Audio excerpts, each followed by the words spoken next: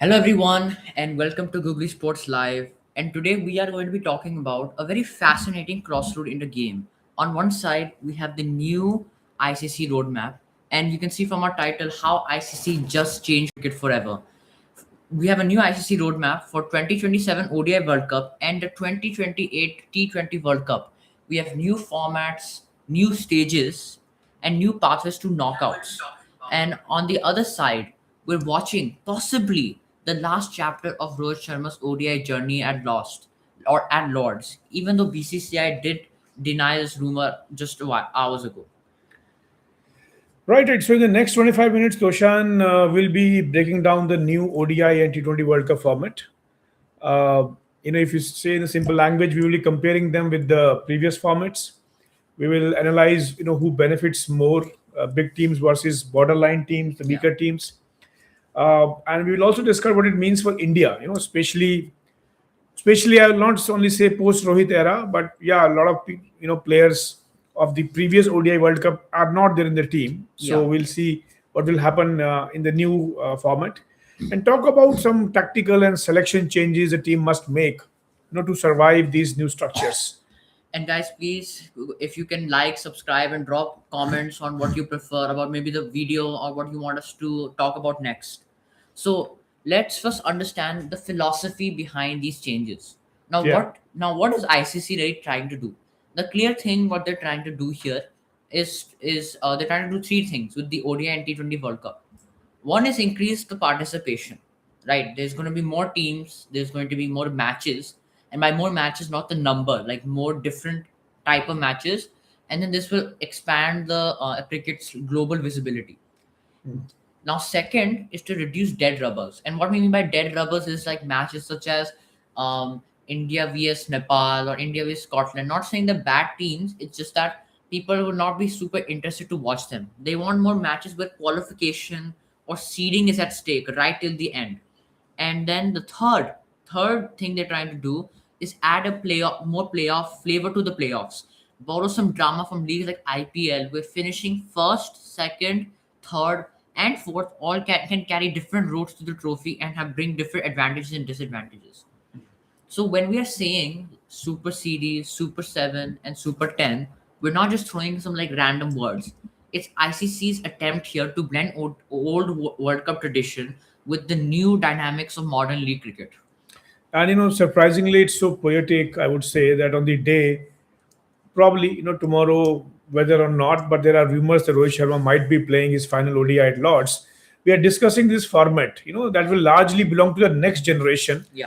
Players who grew up watching T20 leagues, especially the Gen Z, are used to multiple stages and Yeah. understand the importance of finishing top two or top three, and not just scraping into the semi-finals. So to some extent, Rohit's era or maybe the previous players' era was mostly single groups and stage semi-finals, and the next era is more layered, Yeah. multi-phase cricket, which is coming up. Okay, so now let's first begin with the 2027 ODI World Cup. So the first big change from 10 teams, it went to 14 teams. Yes, In yes. the recent World Cups, 2019 to 2023, it had 10 teams in a single big league stage. And each team played every other team, and then the top four went to semifinals. Very clean, very simple, quite basic, and with limited participation. But now we move to 14 teams and Yeah. a three round system. So let's start with these rounds. Round one is a super series. Super Now, series, right? yeah, Yeah. and round one is called the Super Series. So the three lowest ranked qualified teams out of the 14 teams in Right, the right, right. ICC ranking, team 12, team 13, team 14, instead of entering the main groups, the three of them, they will play a round robin amongst themselves. So it's like a mini round robin, right? Yeah, So they will play three matches. So everyone plays everyone once, and only one team yeah. survives and moves forward. So right at the start, when the program, I mean the tournament is kicking off, you have high stakes cricket, which means those lower ranked sides there is no hiding.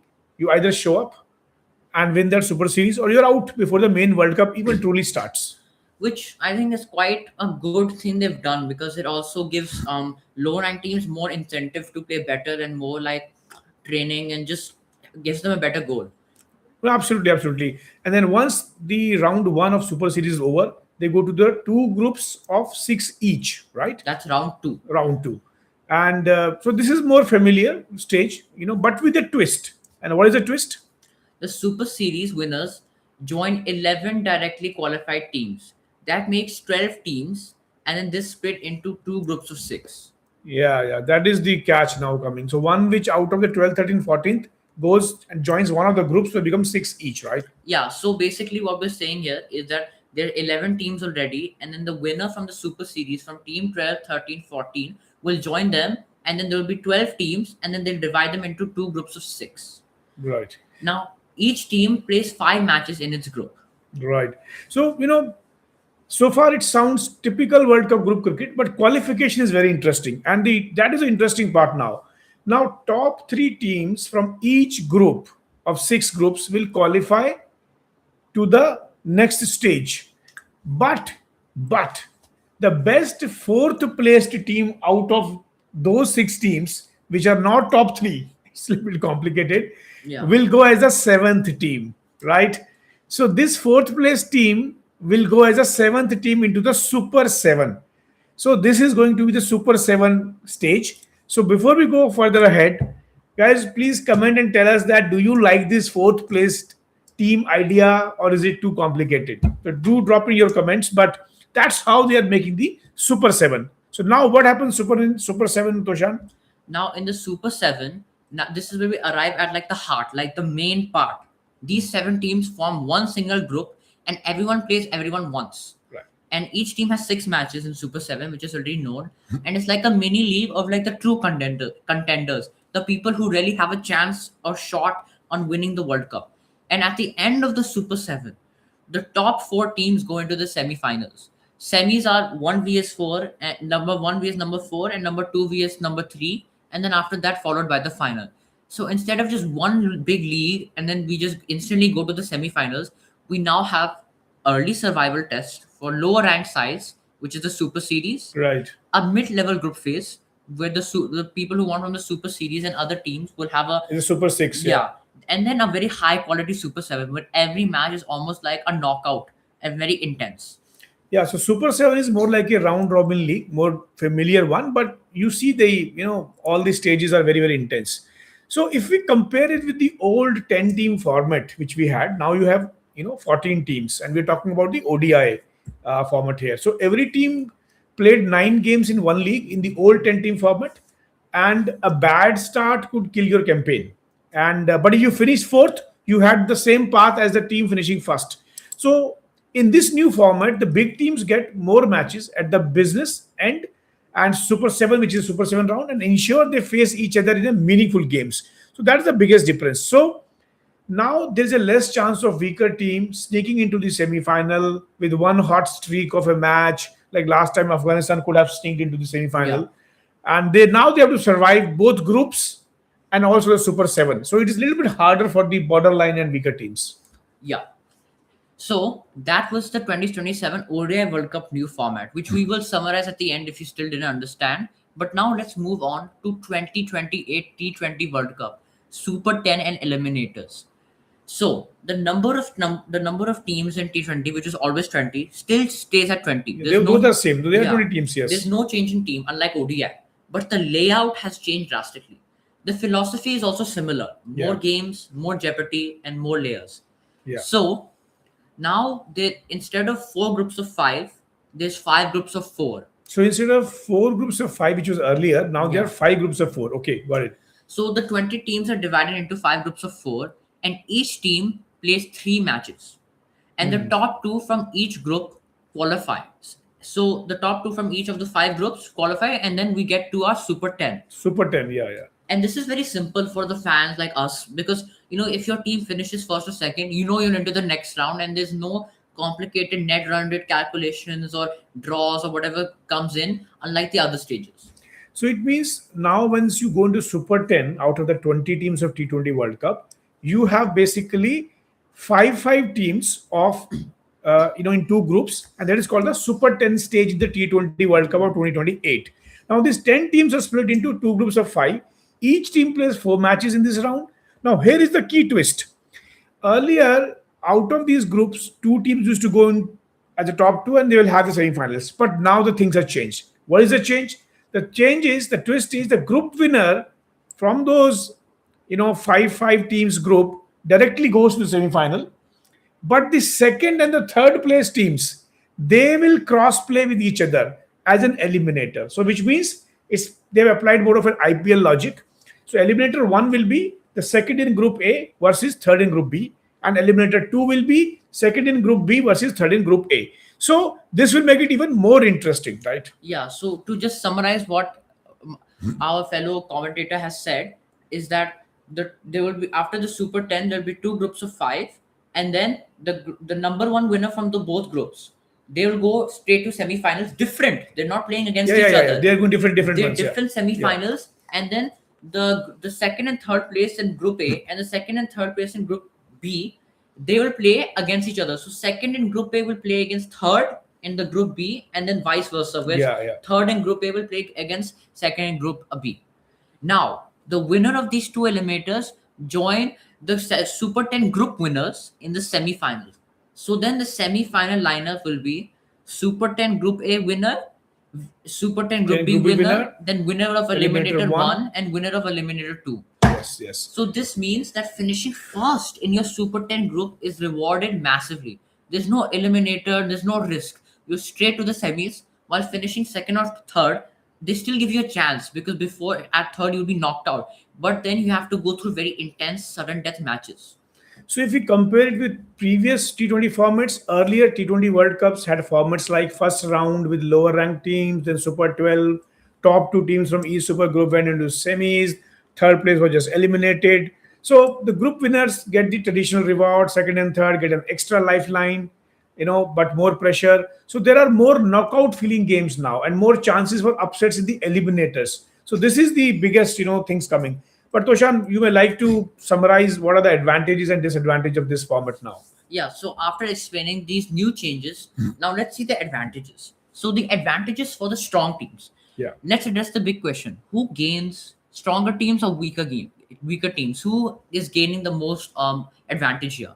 For strong teams like India, Australia, England, Right. more structured pathways to use depth. So they have, so basically deep squads like them will benefit more because they have multiple stages. And this means they will rotate players more, they can rotate players more, they can manage workloads, and they still have a good chance of qualifying. And more matches among top sides, because in Super 7 in ODI and Super 10 in T20 will ensure that the big teams meet more often in a high pressure game. So that's good for them and good for the broadcasters, because then broadcasters will also make more money if the India is playing Pakistan twice, right?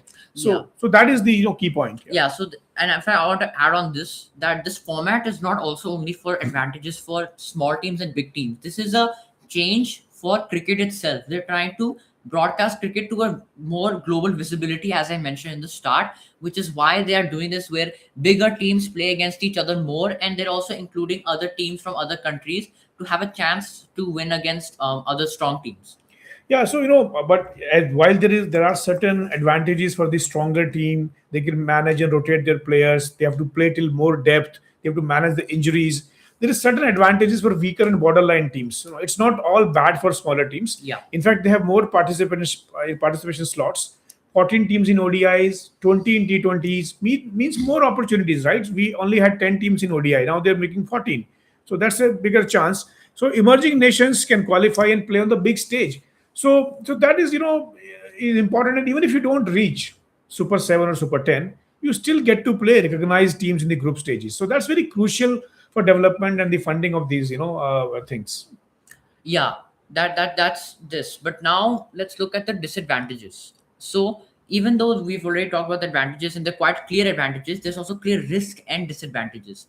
Now there's high barrier to deep progress for weaker teams. Sneaking into semis means you have to survive so many multiple stages, and one upset isn't enough. And complexity and then there's a lot of complexity for casual fans. Right, Super right. series, Super 7, Super 10, eliminators, all this can confuse casual viewers. When my dad was explaining this to me, I was very confused on what he was talking about at first. So clear communication will be key ICC and ICC to explain to the viewers.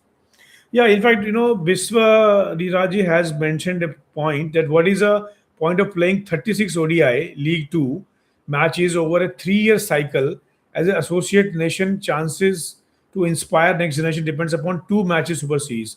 I think it's actually valid point Yeah, because he's saying that the World Cup comes after 4 years and you play for almost 3-4 years. Associate teams keep playing, and suddenly 12, 13, 14 ranked teams will come and only play two matches and go out. So I think a very, very, very, very valid point, and he's saying it's a shame on at the head of Star Sports and at ICC. But yes, yeah, that is quite true, and it's a very valid point. Thank you, Biswa. Biswa Shiraj is for this very valid point. It's quite a good point. yeah, I also agree with this because even when they play also like around 36 ODIs, do they also play that many? Yeah, I mean, as associate teams ODIs, they keep playing. They may not play so many ODIs, but I think if I verify this number 36 ODI, yeah, they are playing. So in that way, it is there. But at least they are making the tournament more interesting, and probably with the performance, they will certainly go up step by step. Yeah, now let's get back to more disadvantages where about scheduling and fatigue. Now, more matches for top teams means they'll fatigue more, and teams that mismanage bench strength could reach Super 7 or Super 10 very exhausted. Which what we're saying is that if they keep playing the very good players, maybe the very good players start getting tired, and they could reach. And when they reach the Super 7 or Super 10, they'll be so tired that they'll perform not as well as they were able to perform at the start. That is the biggest disadvantage for even for established teams Yeah. because when you play so much of intense cricket, different every game becomes a high stake game, right? And good teams are playing. The way you manage and rotate your players will be very, very important. So Yes. that is could be really, really tough for even for many teams. So when we say what is tough for many teams, let's see what means for India. Right now, we know that as compared to 2023 World Cup, where India lost the finals, and now we're going to 27 in South Africa, Namibia, and Zimbabwe are hosting these matches. The pitch will be different, and you had one or two group stages. So if you reach semis, everyone started equal from that point. Now, post these previous players generation, at this point of time, finishing top of the group and super stage is far more valuable.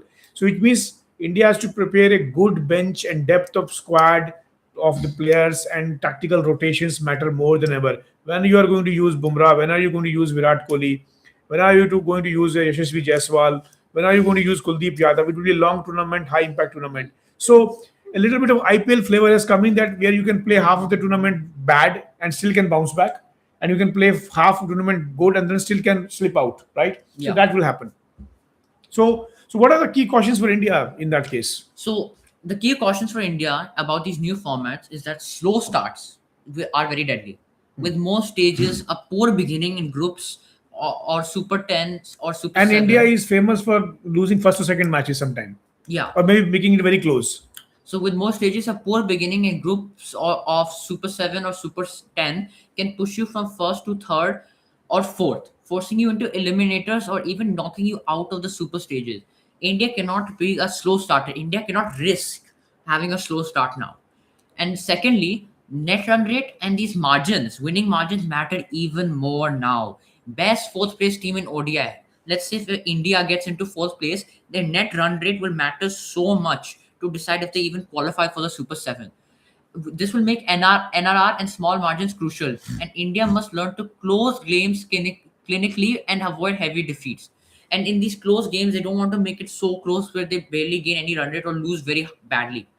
Right. No, I think you're right in that case. So that is very important point. The other is that India has to little bit balance the squad, over just star player obsessions, etc., which we are anyway trying. So we need to have a flexible batting position which can move up and down. We need more all-rounders who can extend batting and bowling depth.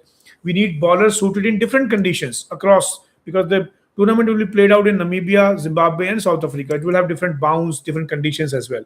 So India has to little bit approach some of the changes as well, because if we talk about ODI, which is coming right up front, if India goes in top three from those groups, great. But if India plays fourth and they have to play the round robin 7 league matches, then you can always be in a tricky situation.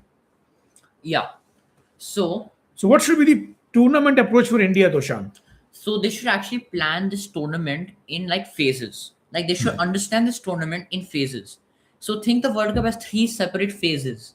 Phase one, qualify safely and avoid a very big major upset.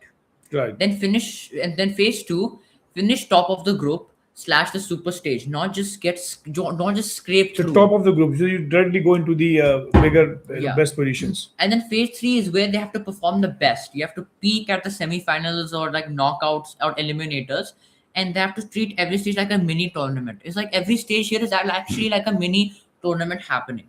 And these different combinations, targeted matchups, they cannot afford any complacency against lower ranked teams as well in super series or early group games. Because if they lose against even a weaker team, it's a big upset. It can put India back a lot.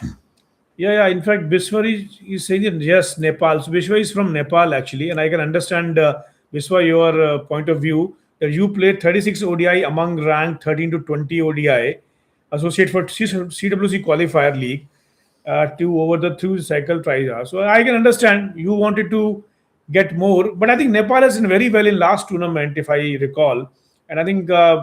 I believe that in the 12th, 13th, 14th rank, Nepal can come into the top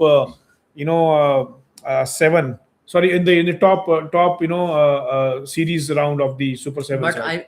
but his point is very valid here. Where when they also play around 36 games, which he said they play 36 ODI among ranked, and they only getting if they're 12 to 30, if they're 12 ranked 12, 13, 14, then it's it's very unfair for them because then it's rather that they're out in two games or they can go in, but then they have to face even harder teams.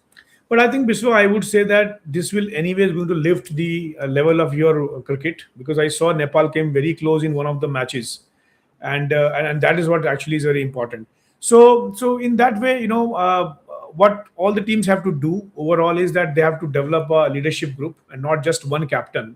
So when senior players will go out of the team, India should probably build important group of the players who are like the captain, the vice captain, senior batter, senior bowler, who understand the whole tournament math and decision making across stages.